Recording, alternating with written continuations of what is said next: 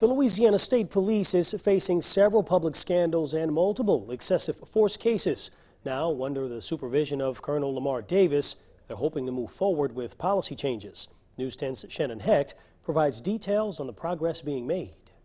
Since becoming superintendent, Colonel Lamar Davis has taken on addressing use of force in the agency. An internal review showed that 67% of uses of force in the agency were against black men. Colonel Davis says that they have started implicit bias training and new policies to address the issues such as duty to intervene. I thought that was important because, when we look at implicit bias, oftentimes most people don't realize that they look upon other people based upon their environment, based upon where they come from. There have been calls by civil rights groups, the Legislative Black Caucus, and others for the Department of Justice to investigate the policies and patterns of the agency. I find it difficult to go and only deal with a trooper or deal with an officer when they do something wrong. I want to look at that supervisor. I want to look and see what have they done. One issue was poor communication between the different troops. A new dispatch system will keep track of reports and what troopers are doing, and the LSP was one of the few agencies in the country not to have one in place. It gives us an easier or more succinct system